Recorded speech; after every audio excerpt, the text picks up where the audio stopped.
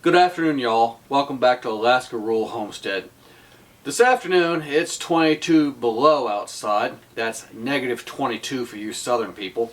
It's cold, and when it's that cold outside, there's not much to do. We finished processing our chickens here a couple days ago, and we did 22 chickens and 10 turkeys.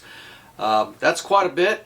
And like I said, we don't waste hardly anything here on the homestead. We try to use about 95% of everything, whether it's chicken feet for the bird or for the dogs to eat, or whether it's making stock. So today we're going to make some stock. So we have our chickens here and our carcasses, and we're going to pull these out. And what I'm going to do is I'm going to go ahead and take these breasts off here, and I'm going to put them in our bucket, and we're going to make a brine and can that. So you'll see that in another video following this one. But today we're going to make stock. So stay tuned as we go ahead and cut off all of the chicken breasts here and get them ready to go into our roasting pans to start making our stock, and we'll go from there.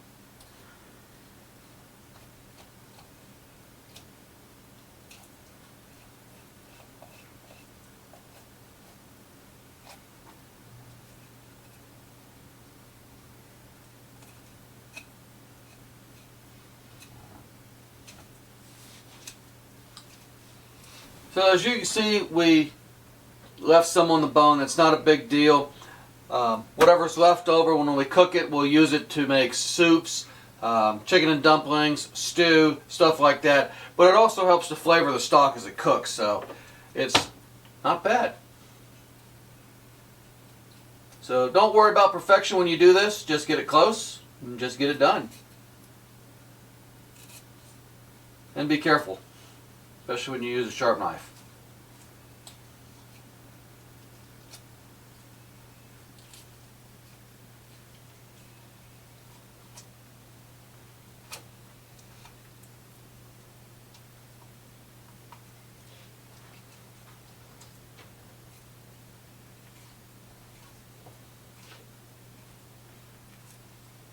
So one little trick I'll tell you about that makes cutting meat so much easier. Put it in the freezer or outside if it's cold enough for just a little bit, and chill your meat. It makes it firm, which makes it come off a whole lot quicker.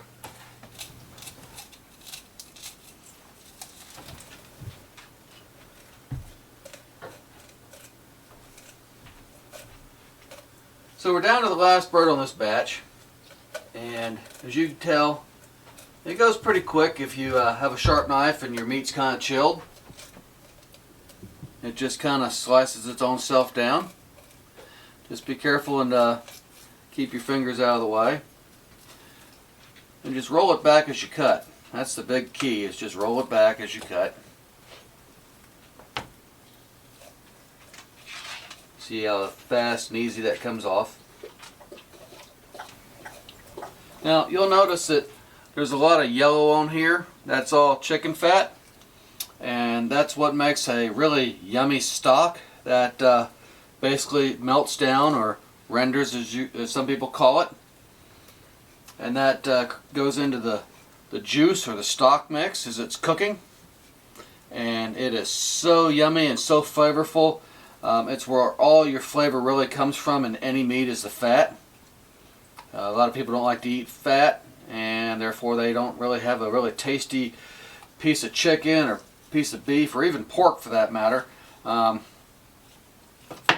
So if you can eat it, all the better. Okay, so something I wanted to mention before I put these in the oven.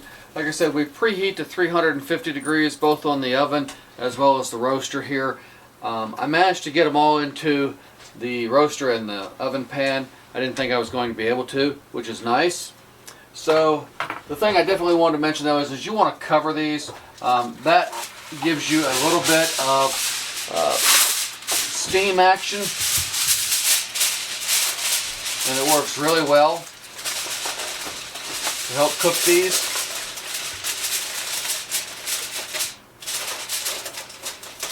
Doesn't have to be anything fancy on the wrapping, just a covering. Like I said, that steam helps cook them.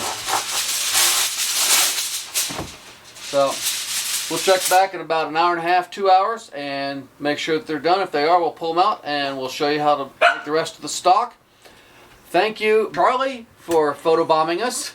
So, hey, this is live. This is a homestead, so you're going to have this stuff in the background. Please pardon it. It's just part of our life. But anyway, so we'll get back to you in an hour and a half, 2 hours, and we'll continue to make the stock. Stay tuned for that next video we were talking about brining and canning the chicken.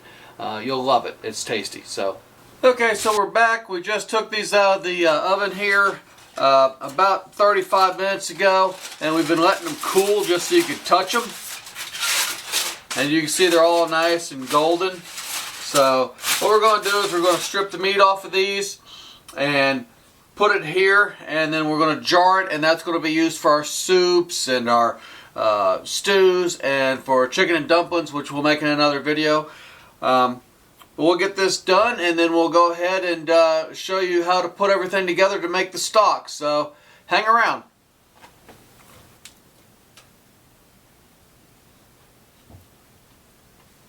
So we'll have this done in a few minutes, and we'll check back in with you. Okay, so we're back. Obviously this is all the carcasses that we have. This is all the meat we've got off of those. So what we're going to do with that is we're just simply going to put this into our little jar here. And once we get some broth made, we'll pour just a little bit back in here just to keep this moist. And this is set in the refrigerator for anywhere up to a week. But I can tell you now that I'm going to make chicken and dumplings here in the next day or so. And that'll be another video that you can watch, and that's really good southern food, let me tell you. So we got the meat off the carcasses, or most of it, which is what we were after.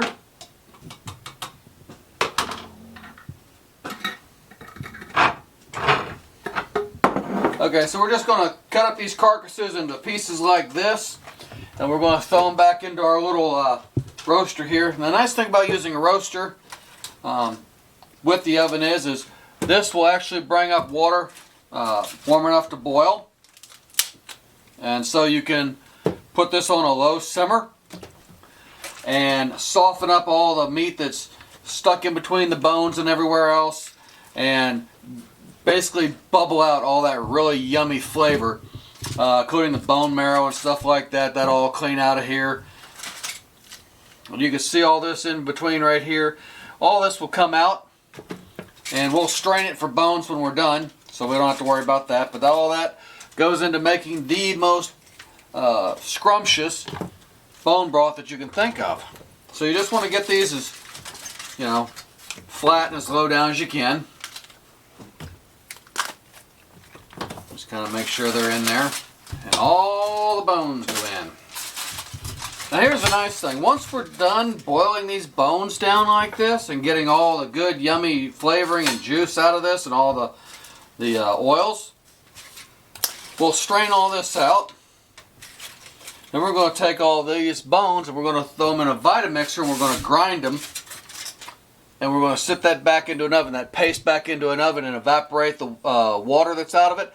And that is going to be a sprinkle to go on top of the dog's food, which is not only nutritious for them, but they love it. And the last thing is this last pan. You can see all this wonderful bubblish oil on the top. That's all that wonderful chicken grease. And that chicken grease is where all your flavor's at. We're going to add that into our little cooker here.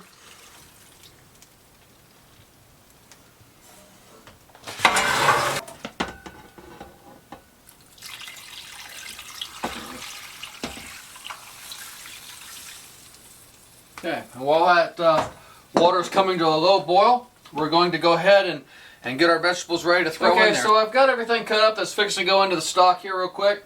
So first off, we use fresh dill.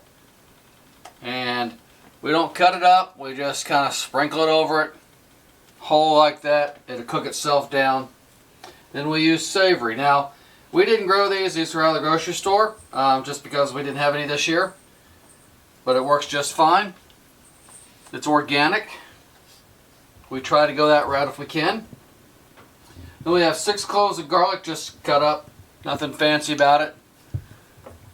We don't put any onions in. We save that for when we actually use it for cooking, because the onions get soft and we don't like mushy onions, so that's fine.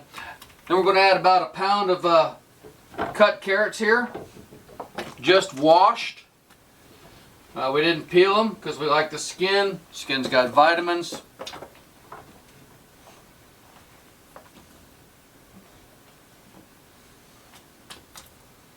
And then finally, celery. Every good stock needs celery.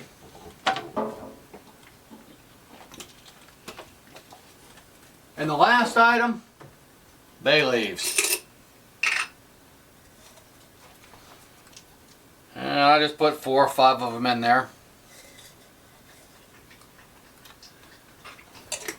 So we've got everything in the roaster here, and I forgot to tell you one thing, and that's we're going to add water just to cover most of the vegetables up here. And this is again warm water.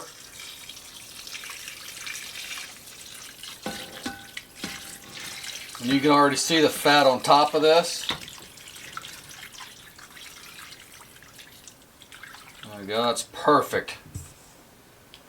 And so all of this is going to cook down, slow simmer, and all that flavor is going to leach into that and make one heck of a stock base. Hey, welcome back. So it's the next morning here, and we have let our stock simmer overnight, and that basically just softens up them bones and releases all the good stuff out of there. So let's take a look at what we got.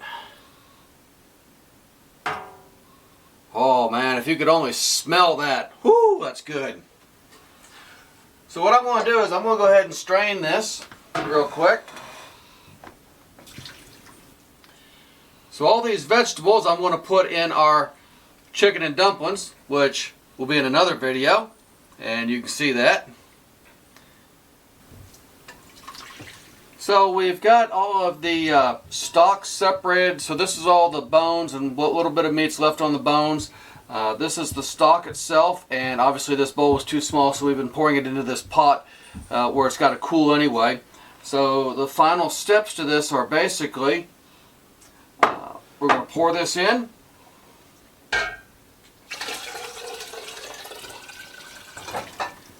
And the next video, my wife's going to can this.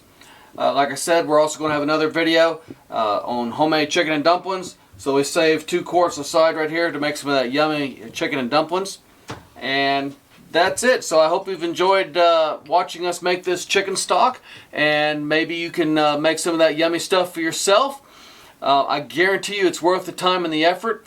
And it goes great in everything, so it doesn't matter. Even if you want to make it for stuffing for this Thanksgiving or for this Christmas, it works great. I just can't tell you how much better it is than the store-bought stuff, and you actually know what goes in it. So give us that like, go ahead and subscribe. God bless you, God bless America, and have a wonderful day.